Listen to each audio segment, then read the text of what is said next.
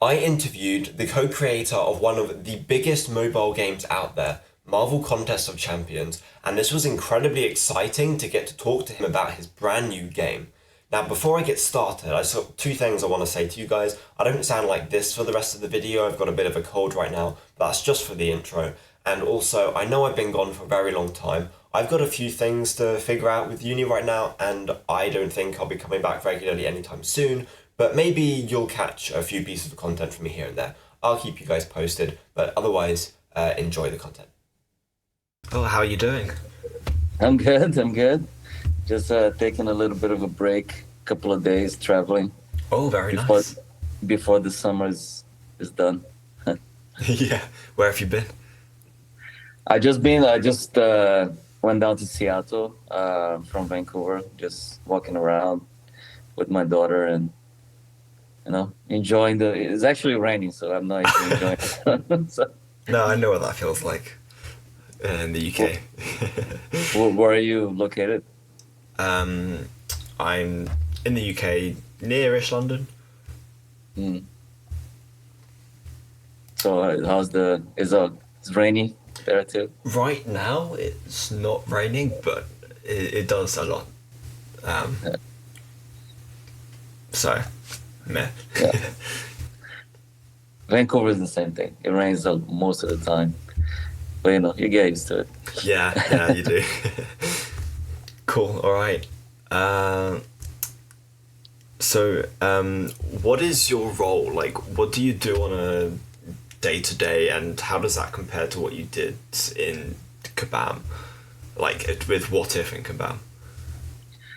Kabam, my title was creative director, but it's more like art slash creative director. So I took care of a lot of direction of the art, working with the art team, but also doing brainstorms for the characters, with designers and art team and producers, and also dealing with story, the direction of the story, and so trying to maintain the high vision of the game, um, as far as the creative is but it what if I don't know, it doesn't change much, although I do have a lot of extra things that I have to Yeah, do I can because imagine. it's a smaller team, and I have to, and I like that. I always like that, even a contest, to be able to do things myself and not just be that guy that is in meetings all day. Yeah. Because as an artist, you either do it or you lose it, right? So I've seen a lot of people, a lot of creative directors or art directors that they rise into a certain position and their team is big, and so they spend all day not doing what they're supposed to be doing as an artist, and they become a bit miserable, to be honest. Uh, they either doing for the money, which they're fine, then they're fine with it. They're fine with not doing art. But if you truly like an artist and you really want to do it, you become a bit miserable. So I tried as much as possible with my time at contests to still do stuff like concept art and write scripts and stuff like that. For when but I missed the whole thing about the small studio when you're actually developing the game with your own hands.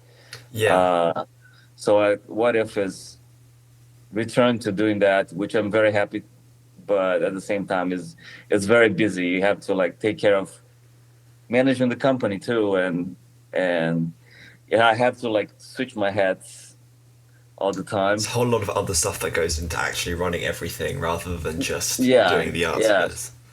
So sometimes I like, oh, for the next 3 or 4 hours I'll be just drawing, concepting for the next, and then there's meetings with the team, and then so you get much more aware of all the parts that uh, are you know going to making a game, uh, and it's very tiresome, but at the same time it's very rewarding because you're doing it for yourself. So I was also going to ask, like, so are there any particular reasons why you moved? But I guess we kind of covered that, right? It's very different from like being in meetings and things. Um, but What's your favorite thing like you've either created or worked on in terms of either like a piece of art or a project or something like that?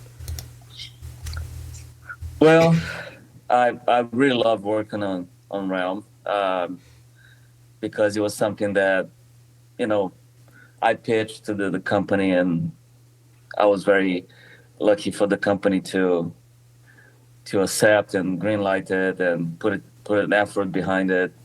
And also that Marvel really loved it. And so it was a very, like, the beginning of Realm was a very happy time for me, because you get to experiment with a lot of new things and reinvent some parts of the Marvel universe in a way that you think would be exciting.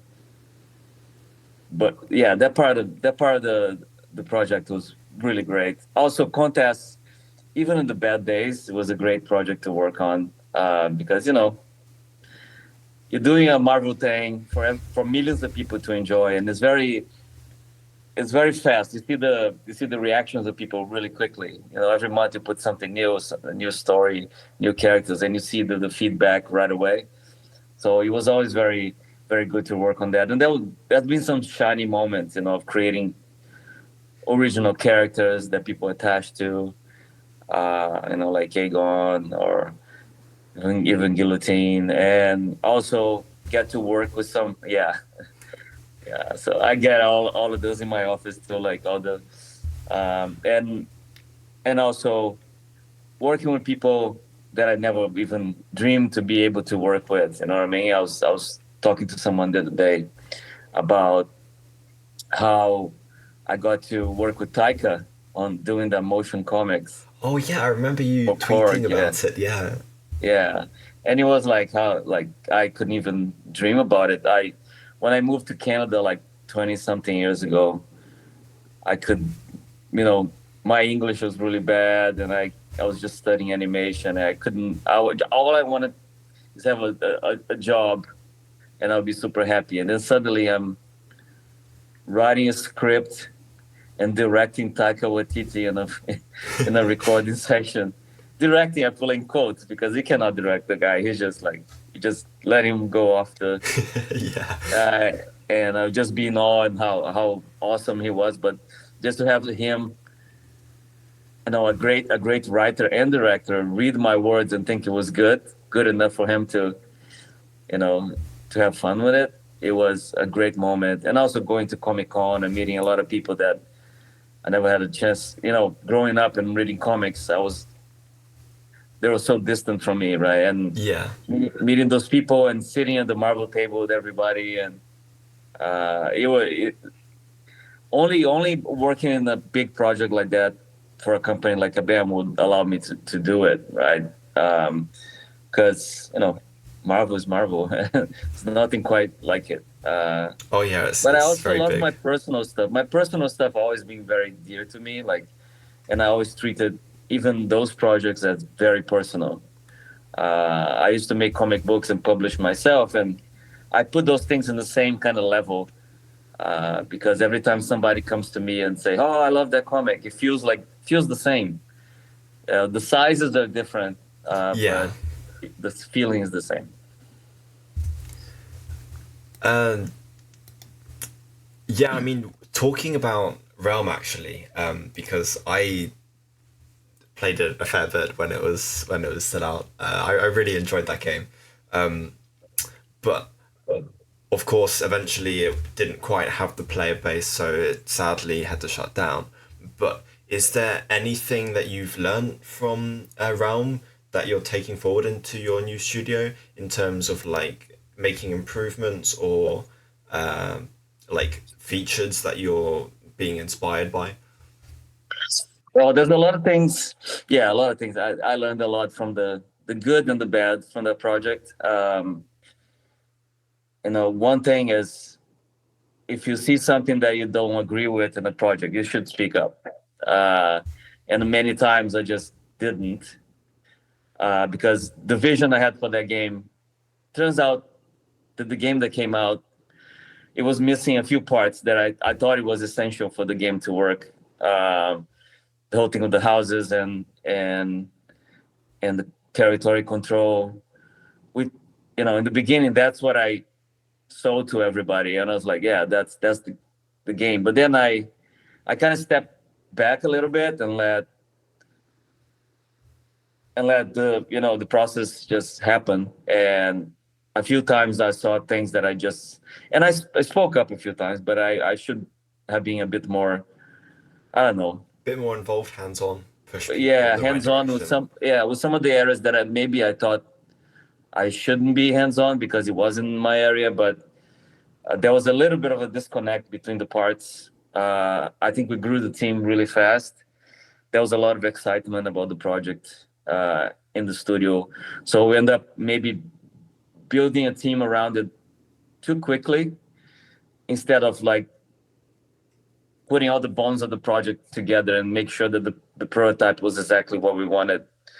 Um, the train started moving, and then it's stopped to it's hard to stop it. It's kind of too big to fail in a way. You have like a date to release, and so everybody does their best to make sure that we have something there. And a lot of the stuff that got cut during the process was, in hindsight, it was stuff that needed to be there. And nobody particularly is at fault for that. It's just like everybody was trying to do what they could from their own perspective. And but I thought because of my perspective was the original perspective, I should have been more involved in things that I didn't. And I was like between the two projects, Contest and Realm, trying to make sure that we had this really cool story and creative, scaffolding for the future, and forgot about the present. That the game needed to work first. Yeah. So a bit too ambitious. Uh, and then there was a lot of things we end up not doing for Realm that I want to try in the future for the games. A lot of ideas that we had. So for this company, I want to.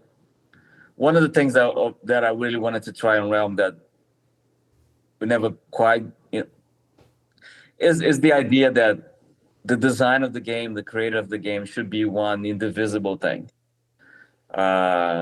Games sometimes, because they're a big team effort, they become a bit disjointed. The teams go into the little buckets: engineering, design, creative, art, and sometimes they don't speak, and they just hand things to each It other all needs to without. flow, doesn't it? It needs to Yeah, like it work with does. each other. And sometimes people think in different ways, and they're trying to see their own little part of the game. Um, and maybe engineer will say, "Hey, this is too hard. We need to prioritize."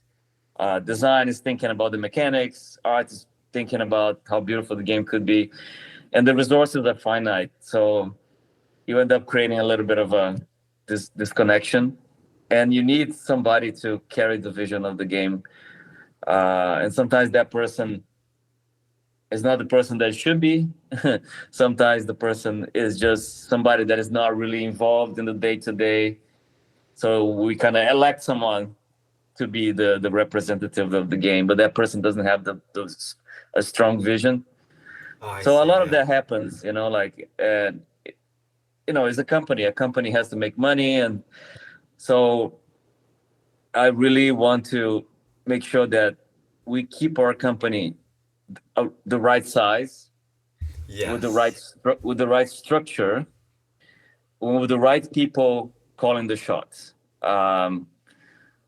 People, what I mean by that is like people from all the different disciplines, but they have a creative eye, so they can carry the whole vision as an experience. And so that everyone And is kind of contributing to what yeah, they yeah, think. and a step out of your own comfort zone, right? Yeah. So you have engineers talking about design, you have designers talking about art, artists talking about engineering or whatever. So it's easier said than done, because you have to find absolutely the right people to, people that have experience and want to do that, and not only want to do like a tiny bit of the game, which is fine too. They all could carry the game in their own right. So that's one thing that is a big experiment that we're trying to do. And in indie games, it's probably easier to do because it just everybody's in the same room. Yeah. So I want to try that and see if we can come out with something that is really concise as an experience, and not just a bunch of parts that play kind of well together, but not quite. So is chemistry something you're looking for then, like in terms of when you're looking for people to work on your game, like how you can work together? Yeah. Most of the people in my team worked with me at Kabam. Oh, wow, okay. So yeah, and not only that, it's people that I got along with. Yeah. Because when you have a good team and around you, things flow much better. Sometimes in every company I work, EA or whatever, if there's somebody that you don't get along, doesn't matter how talented that person is, it's not gonna flow, right? So you need to have that personal kind of connection too, in a way.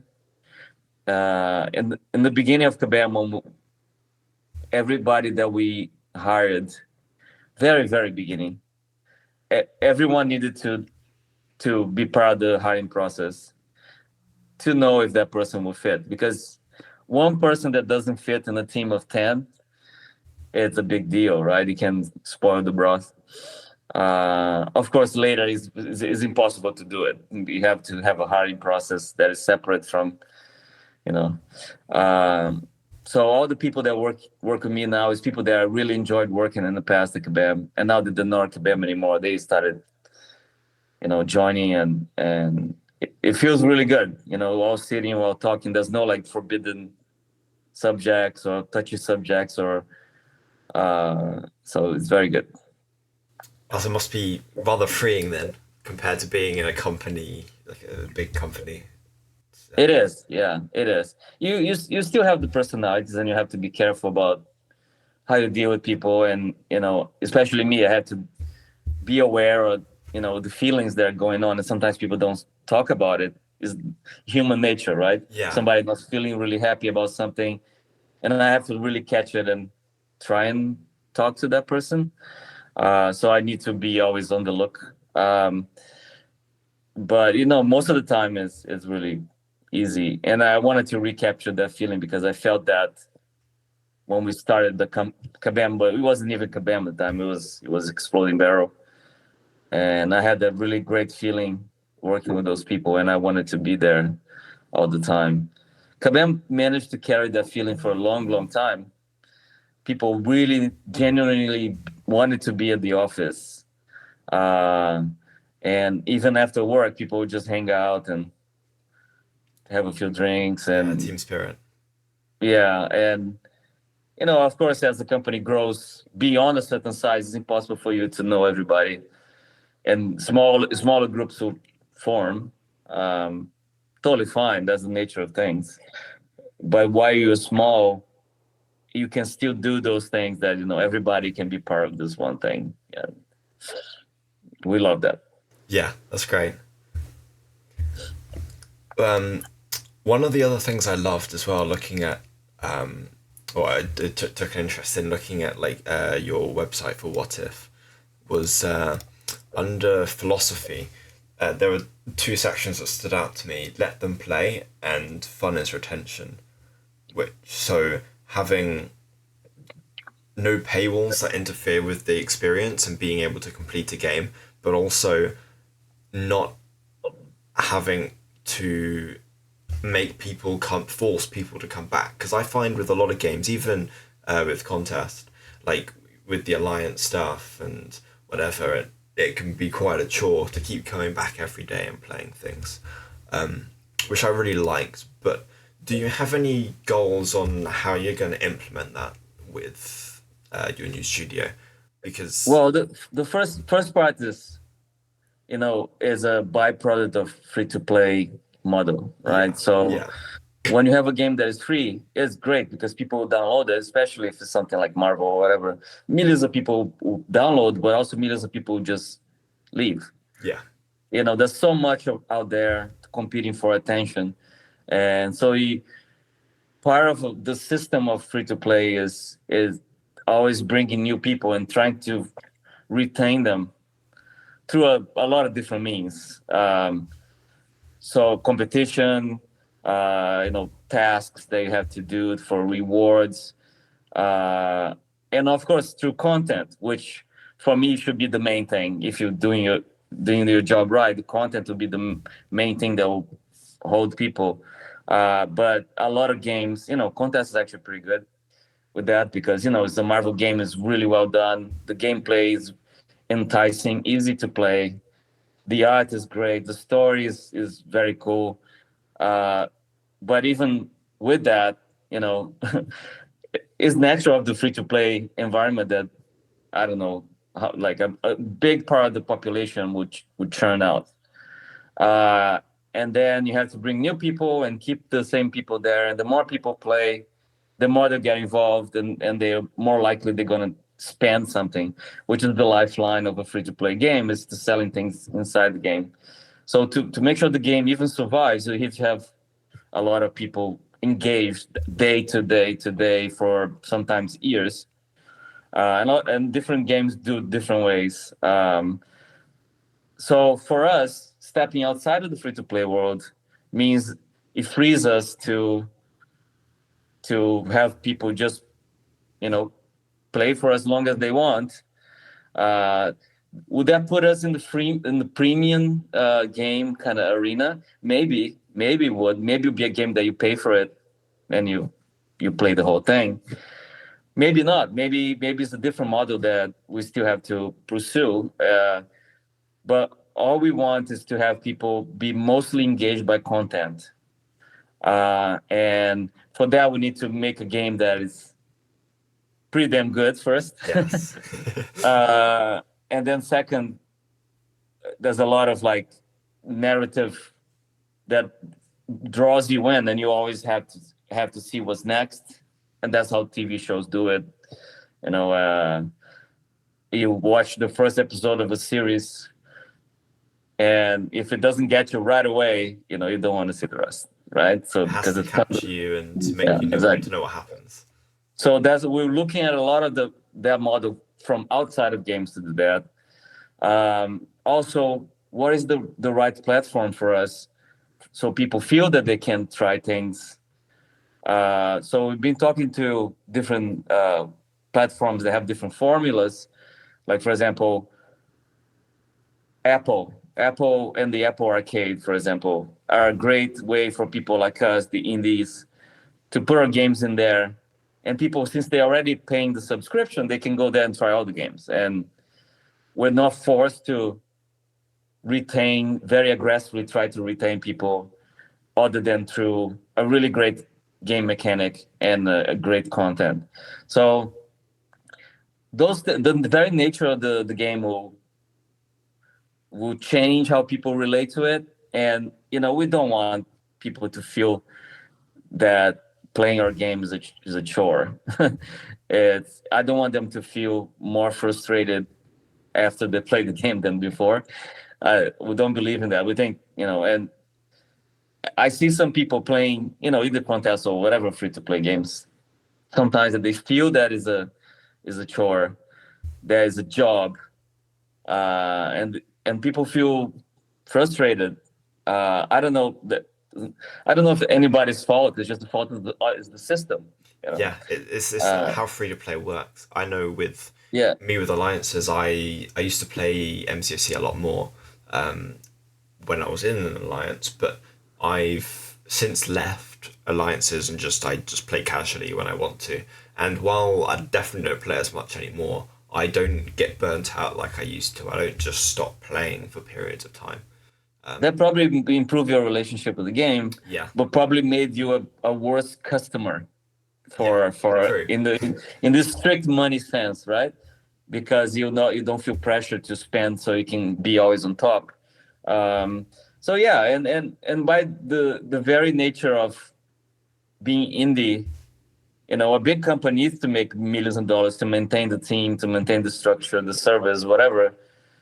So the pressure is on them also to always make a lot of money. And I've been to other companies where success was not always success, which is weird. Like I was working Need for Speed, at EA, for example. And the first when I joined Need for Speed was a little bit in the low. Like Need for Speed was a great series, and then it started like selling less and less, and then it became like there was a gap between the resurgence of Need for Speed in the early 2000s, and I was hired to work on Need for Speed Underground, which was the first game that brought Need for Speed back through the urban kind of like mod car, car modifications and of the early 2000s, like street racing and all of that. So it was a new culture rising, and they kind of really capitalized over there. So if I remember well, Need for Speed Underground sold, I don't know, let's say 3 million copies, which was like, oh my God, for a series that wasn't selling barely anything, it was like the new thing. And then what happened was like the projections for the next series, for the next, for Underground 2 or whatever was the next game, became higher because such is the nature of capitalism that you have to always grow and grow and grow forever, which by the way is it's kind of bullshit. You cannot grow a market forever, but that's the way when you have a company, and if you have shareholders, even worse. You have to always show steady growth at a certain rate. So the next Need for Speed, because of projections, what success looked like was not the 3 million copies, even the 4 million copies, was maybe 7 million copies. You know what I mean? And then if this next Need for Speed sold 6, it was by those metrics a failure. And that's really weird, right? So, Yeah. and then for the next, thankfully, it sold maybe 11 or whatever. It sold a lot of copies. And then for the next one, oh, we sold 11. Now it's 14, And then, of course, eventually you go through the cycle, and there's sold a lot of million copies, and people get a bit tired of every year have a Need for Speed game, and then maybe the 5th game sells the same 3 of the first game, and then everybody freaks out, shuts down. We're a failure, and we're not really a failure. We're just like playing by weird rules that nobody can, fulfill forever. So, but by us being an indie and having actually reasonable expectations, we are able to create first experiences that are a bit out of the box, a bit more risky, invent things and not being too safe. If people want the same thing every year, yeah, we can give them every year the same thing, but suddenly they'll get sick of it. So we want to show people things that they didn't know they wanted, but when they see it, they want it. And keep, we're not that greedy, Yeah. Of course, we want to make money, and we want our companies to be successful and be able to have enough money for everybody to pay their bills and be comfortable and still be doing what they love, but also be able to push the boundaries and things like that. So that's part of the puzzle. If we were only about money, and honestly, if of all the people I talked about financing my company, if I promised them I was going to do exactly the same thing I did on Kabam, they'll be much more comfortable in investing in my company because it's a known. They'll go, okay, you're gonna make another Contest of Champions, but now it's gonna be Harry Potter people fighting or whatever. Sure, yeah, I know that game made billions of dollars, so let's give it the money. So it's always easier for the money part of the equation to feel comfortable with things like that, especially in this economy. So we took the hard road, but I think we can make things work. I'm very excited for it. All right, so can you? I'm not sure exactly how much you're able to tell us about. Is it Kinshift? Is that how you pronounce it? Yeah. Yeah. What sort of gameplay can we expect? Like, what kind of game is it? And yeah, what can we expect? So yeah, we do love a lot of different kinds of games, and one of the things we do every time we look at a potential project that we want to work on is if the characters and the story fit the gameplay like a glove. I've been giving examples to people that if you take a Marvel character, for example, that is, we've done a lot of characters in contests. So if we take a character that doesn't fit a fighting game and we still want to release it because it's a popular character, and like let's say Professor X. Professor X is not a punchy kicky guy, right? So honestly, if we only had 20 or even 50 Marvel characters in Contest of Champions, Professor X would not be one of them because it just doesn't fit. We made it work, but it's not. It wouldn't be our top priority. Yeah, so that makes sense. So for us, if we took a character that has a certain set of powers or a certain background, we would look at those characters and say, this is the kind of gameplay that would work with that. Of course, we're not specialists in every single kind of gameplay, so we try to keep ourselves into like a certain area. We love action, we're still Marvel boys, so we love that kind of action with adventure but talking about serious things at the same time. We love that feeling, and we love games like, we've been talking a lot about games like Hades, for example. That really, I don't know if you played it, but Hades is, if you think, is an isometric kind of like Diablo-like game, but the action is way faster and the story drives everything. The whole idea of you trying to escape hell, but you always go. If you die, you always go back. And it's really humorous and interesting. There's a lot of background story to it, but the gameplay is really snappy, and the art is fantastic. So games like that, and of course, if we're gonna speak of the king of everything, is Zelda, right? It's a game that if you play Breath of the Wild or Tears of the Kingdom, they reinvented Zelda to a new generation.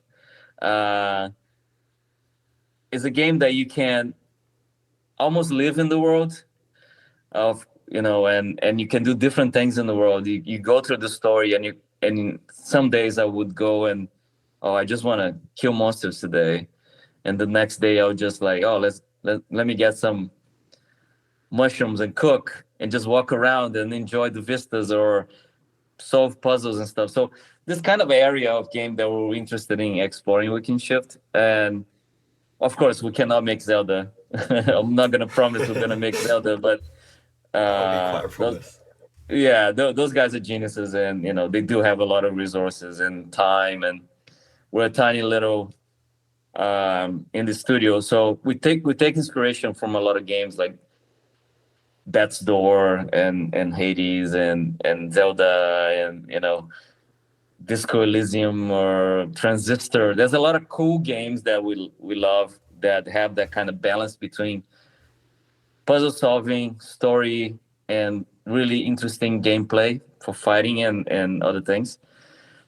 So that's what we want to do. So Kinshift does have, we're trying to figure out what is the balance right now, but does have a lot of discovery, exploration, collection.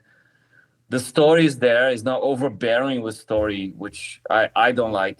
Like you have to go to 10 minutes of dialogue to get to the next thing. For me, story is more about what we wanted to try in MCOC, which is the texture of the world tells you the story. Yeah. As you walk around and you see things and you start getting immersed, and then you don't need much dialogue to make people understand what's going on.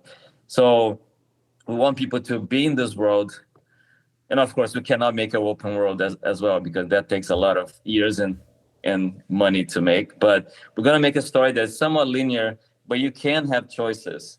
And because of the time component, which is a unique thing that we have, we think this game will be completely different than everything you played before, because you play as 3 different characters in completely different times, but in the same place.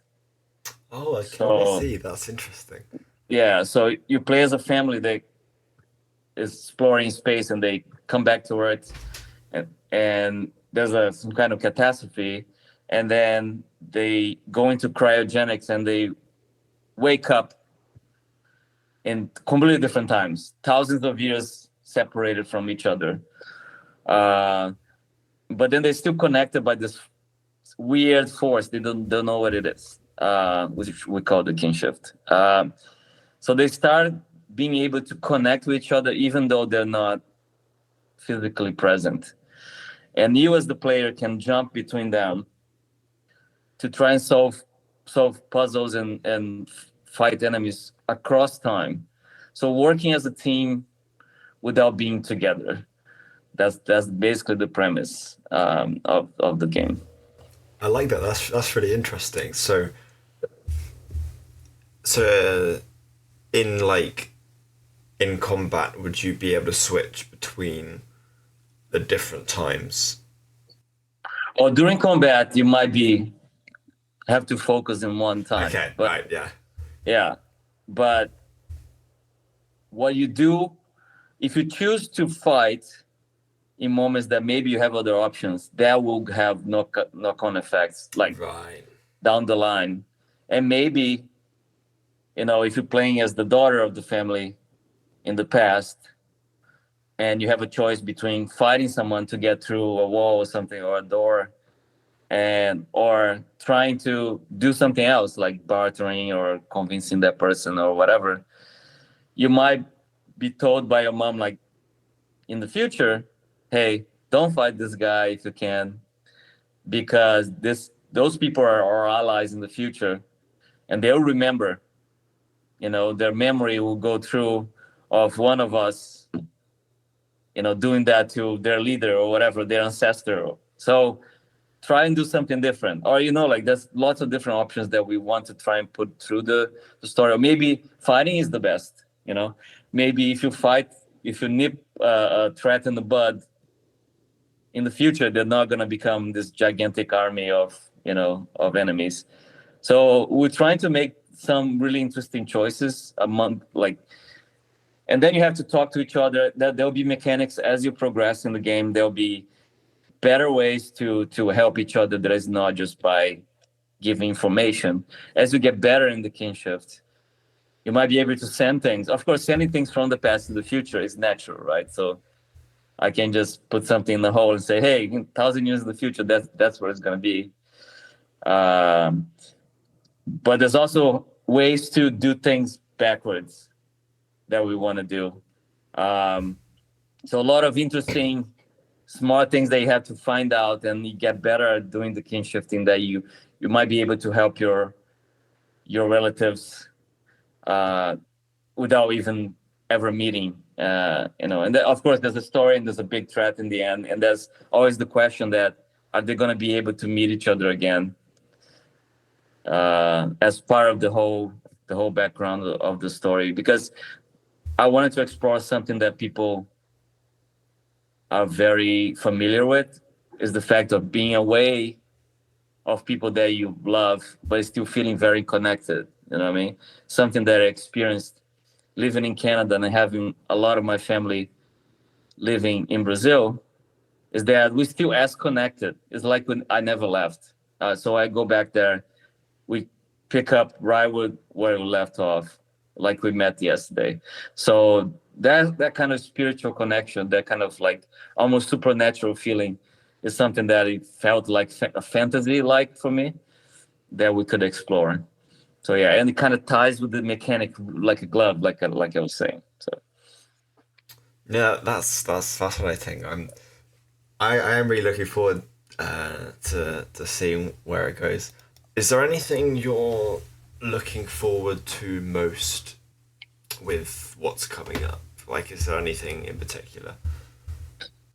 oh, the first thing I'm looking forward is to be able to fund this game. Because we do have this pressing urge to keep our team together and keep the company going, right? And I want to be able to That's our first order now, is to self-fund this game. If we can do this with the participation of a community, that'll be the ideal scenario for us, because we can take charge of our own destiny and invite people in to be part of the process and test the game, and be very open about it. We love that. We love that kind of indie way of doing it. So that's the first thing I look forward to, is being able to be stable as a company and keep my team, because those guys are always replaceable to me. If I get to hire another team later, it wouldn't be the same, and the game wouldn't be the same, I'm pretty sure. Second, be able to do this for a long time, because we have ideas for many different games, and some of them connect in the same universe, which is really interesting for us. We love, universe building and all of that. And and also to see people playing this game, which is like why we do it in the end.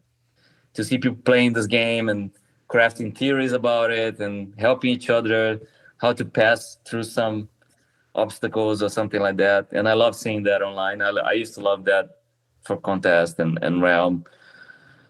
So much of that was like always present and talking to people myself in the Discords, and because I am as a fan of Contest as much as everybody else, and I love to be there. So I want to keep doing that, but now with our own universe, which would be even crazier. Yeah, because one thing is talking about Marvel characters and how they work in a universe, but to be talking about your own universe. Yeah. In a way, I felt MCOC was kind of mine in a way. It was different. I had a lot of control over where the stories were going, and so I kind of feel that for every game. Basically, I take a lot of pride in ownership. That's why when things go wrong, I feel really heavily too. Like I was really, it was one of the worst times in my life when Realm got pulled the plug on. So yeah, that's the good and the bad of being so involved and so passionate about things. Yeah. Yeah, no, Realm I very much enjoyed. I played a little bit too much of it, maybe, when it was around. It was good. So do you have much of a timeline like set up for the future with the new games, or is it very much just see what happens now and like how much do you have planned out? Well, the idea is to have a 2-year cycle for a game like that. Okay. And with the team that we have, and we intend to have a small team, around 10 people. I think that'll be enough to make this game with the right people. So we think we still have to put everything. We put a previous plan on paper, and it sounds feasible to us. Of course, games sometimes it goes off the rails, but hopefully with the right people in the team, a 2-year cycle will be good for launch. And of course, before that, there's demos, there's betas that people can try and stuff like that. And after that, who knows? We intend to, maybe if everything's going all right, the game is flowing well, to have a second project in pre-production by 1 year in. That's always been a part of our plan. And maybe hire even smaller team to start developing a second property together that would be maybe connected to Kinshift. And we also want to have a Kinshift season 2 with Kinshift season 1. It's hard to say season because season in games means something else. It's more like a TV season, you know what I mean? Like, we want the story to begin and end, and people play it for a certain amount of hours and be really happy with it. There'll be a lot of replayability in this world. We want to introduce new modes and stuff, so the game will have long legs. But we want to continue the story in a way that, maybe Last of Us did, Yeah. So we want to, if Kinshift is a success, we can keep doing Kinshift and also spin something that will connect in some way to Kinshift. And we do also have, we also pitch a lot of different projects to big companies that are still on the move, but those things take a long time to either be approved or not. There's a lot of enthusiasm by some companies about a couple of projects we pitched. So those things are still going on in the background, and that might happen. And if that happens, we have to see if we can make it work. Those are more like licensed IP, and licensed IPs that I personally really wanted to get my hands on. I don't know. I talked in the other day that I was looking into Warner Brothers properties, for example, and because I know people in there, and then it is like, yeah, you now they it left the band like, wouldn't you want to come and do some games for us or something like that? And I was like, oh, that's very tempting. Yeah, I'm very like afraid of doing licensing games. It's my own fault. I just like, because I've seen a lot of things in other games that, like, the licensing becomes very stifling for creativity. But I looked into different franchises and I was like, oh, those are the franchises. The Warner Brothers franchises, there's a few that are like, oh, if I can get my hands on that, and they give me the right kind of freedom, I'll be like, oh my god, I'll totally be on it. And I said it in the live that I was, that it would be Thundercats, which is something that I grew up with, and Johnny Quest, which is an old 60 cartoon, right? Then that I would love to bring into a game. But I also looked into other things, like I love the Simpsons to bits. I would love to make a Simpsons game. But I also am not sure if the relationship between all those. First, I'm not sure they would let me, but Yeah. I'm not. The relationship would have to be something similar to what I had to Marvel, because I love that they gave us the freedom to push the boundaries quite a bit.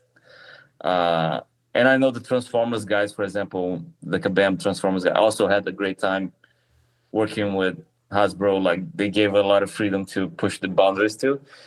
So I would only work with licensors that way, because otherwise I'll be kind of useless. I'm not the kind of person to just follow very strict rules, never been. So it would be bad for them. It would be bad for me if the relationship was not something similar to what I had to Marvel. And so we looked into that, and we even pitched some of the games to different licensors.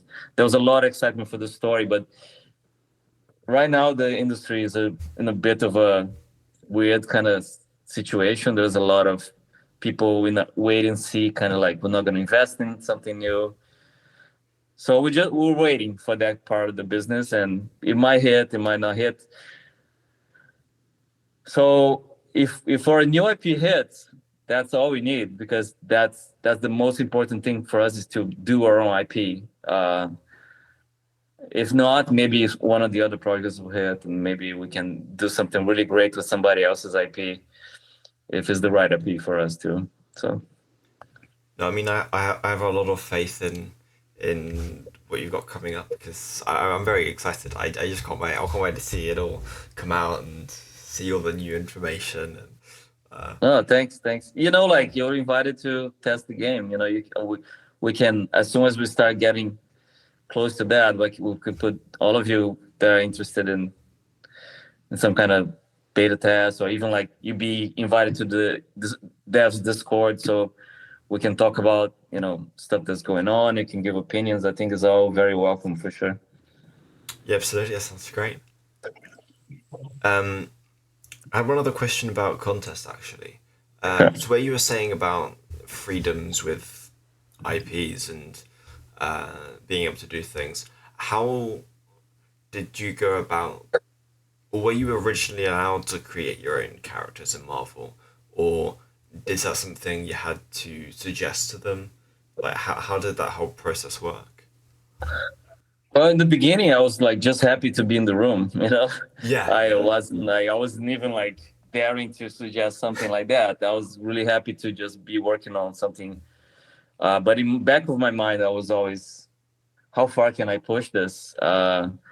because my dream was always to be comic book artist and maybe for Marvel, and so that was the chance to do something really cool. But then Marvel, to their credit, they came to us. They wanted to do something different. When the new team at Marvel came, like Bill Roseman and Tim Hernandez and Peter Roses, all those guys, and they came in and they wanted to change things and make the games be freer to do their own thing, to follow their own vocation. Because Bill, if you know Bill is the creative director for Marvel Games. He is a 25-year Marvel guy that came from publishing. He edited a lot of Marvel comics. He was the guy who helped bring the new version of the Guardians of the Galaxy to the comics and suggested there would be different members and Groot and all of that. So he has an involvement. So he has the publishing DNA that it was necessary for the games part. The games were always the ugly duckling, of many different companies. They had like the movie, the animation maybe here, and toys, and games were always the ones to always follow the lead. You have a movie. Oh, Spider-Man 3. Let's make a movie that follows that story, that is as close as possible to the story. So when those guys came in, they said, no, games should be able to be free to tell their own stories too. And it's all their credit. And one of the ideas that Bill and those guys had was like, what if we create a character? Because we want to make a comic. There's also a contest, bring back the Contest of Champions comic, because, it just makes sense. And I remember being in that room and they are suggesting to us, like, well, what do you guys think about that? And I, being the way I am, I just so yeah, I think it's all great, but like, we would hate to have a comic that is just an excuse for a marketing ploy. You know what I mean? Like, let's create the comic to make people pay attention in the game, but you just get the worst writer and the worst artist that you have, put it in there just to have something. You know what I mean? And they're like, no, that's exactly what we're thinking. We want to bring Al Ewing and Paco Medina to make a real comic that is in continuity. And I'll just shut up now. I'll just sit down because like, I know you guys like. And they also said we're gonna have Al suggested we have a new character that maybe can live in both the game, and he created this character called Guillotine. For now, there's nothing. It's just like he wrote like the description of the character. So we want to work with you guys to create the character, and I just I jumped into the opportunity. And then I realized that those guys mean business, and they really don't want to treat games, especially mobile games, they treated even below that in the pecking order. Yeah, they're like, yeah. Yeah, they say good ideas come from everywhere. We don't, and maybe one day we're already thinking about it. It's like maybe one day mobile games and games will feed ideas back up the chain, which will happen, so, but then even at that time, I was really careful, really respectful about how much I could change, how much I could create. And Guillotine was like, I said, hey, can I take a stab with this? And then Paco did his own version, and we kind of blended the versions. It was very collaborative. Even the guys at Marvel Games said, can you do this, can you do that? And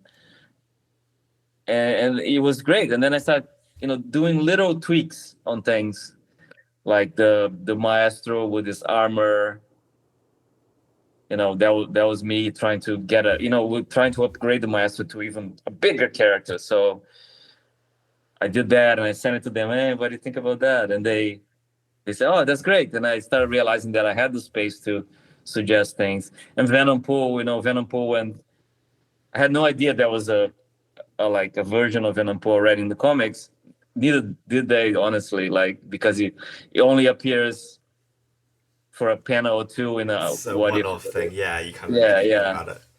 So when I had a dream about that I had made that character, so I sent a sketch, and then I was like, oh my god, that makes sense. It's like peanut butter and chocolate or whatever. It's great ideas can come from anywhere. So we start, and then we're off to the tracks. And next year they'll say, hey, so what is going to be the new Kabam original character? You know what I mean? They already expected us to do that. And of course, there was Civil Warrior. And then it became a tradition every year, think about something that is uniquely ours, because he worked so well. Guillotine is so loved to this day that we started to like, oh, let's expand that character's universe. I started always being trying to be reverent to the source and say, hey, Al, I want to do this, I want to do that, and text him on, and what do you think of that? Is that like, and then he was like, oh no, great, go for it. Because Marvel has that DNA from the publishing side. Everybody can do almost whatever they want with the characters, as long as it feels true to the spirit of the character. And because of Bill bringing that to Marvel games, that serves us really well. And us, some of us being also comic geeks and knowing that spirit, we hit it, like we start speaking the same language. So it's been really great. And I always think like now with the success of Marvel in all different fronts, games, movies, and stuff, there's a lot of other companies looking at that and trying to reproduce that formula. And some of them will fail because not part of their DNA. It's not part of the way they decide things. Even creative things is very verticalized, and so it might not work for everybody. But some of them are already like, okay, that's the way. The creators should be in charge. People that really understand, grew up with the property, like like James Gunn on DC now, right? Yeah. I think he's gonna do a great job because he understands it. So it all came from that, from the Marvel Games guys being really open to that kind of thing through the Marvel DNA, right? And I think Contest was one of the most successful cases, if not the most successful case of pushing the envelope. Yeah, I think he inspired a lot of other games after to do the same, because we did so well by pushing that. And of course, MCOC is a different story, because that's me trying to, like, I literally pitched to Marvel. Now that we built all of that, I want to break our toys, like we used to do when we were kids, like just taking, action figures and replacing the head or something like that. I want to do this. Can you let me do it? Like, we did so well with Contest. Can I just like go really far with it and try to reinvent the whole thing and mix and match and remix, and because it's getting ripe for that kind of thing now.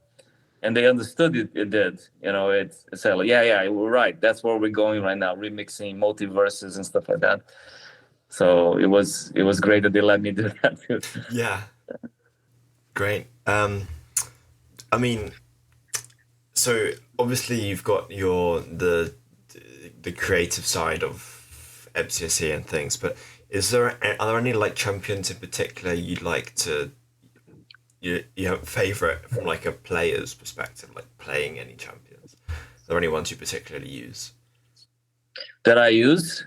I've been playing Contest for some time, but the last character that we've done that I really love playing with, and not for any particular reason, it's just because it's so badass, is Quicksilver. I think we just nailed that character so well.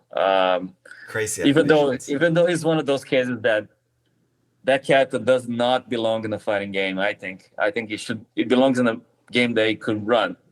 Yeah. A racing game or whatever, right? So we did it so well, like with the animations and the visuals. It looks so damn good. I've never been a great Contest player, so I know that sometimes the characters I pick are characters that are not the best characters to play, but I want my team to feel a certain way, and yeah, I'm the same. I agree. My top champion is Silver Surfer because I love playing him. There you go. One of my Yeah. favorites too. Another character that belongs in another game, belongs, out there in space, not in a little box, fighting Yeah. back and forth. But Yeah. we lost Silver Surfer. We had to do it, so we had to find a way to make it feel good. And thankfully, we do have special trees that we can break a little bit that format of going back and forth, and we can move the character out of the scenery and do something better. But I do have a lot of characters that I love, but mostly because of art, animation, effects, and how they feel like the real thing. They feel like the character from the comics. Those are the I usually gravitate towards. Yeah, that's great. I think I'm done here. Oh, cool. Well, thank you very much for coming on. It was great talking to you.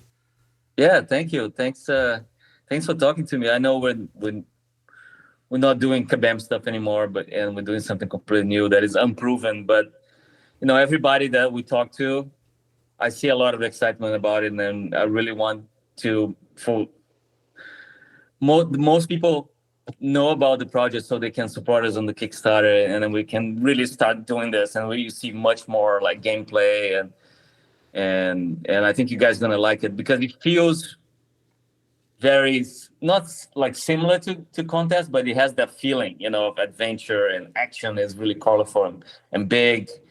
And I think a lot of contest players and people that follow our work through the years will enjoy. So if you can just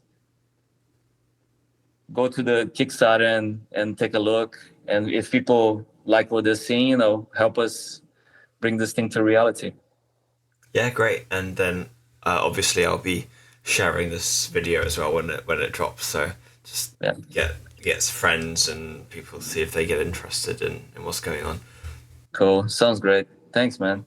Well, thank you very much. It's been a pleasure. I look forward to seeing what happens. Pleasure's mine. Have a good night. Thank you. Have a good night.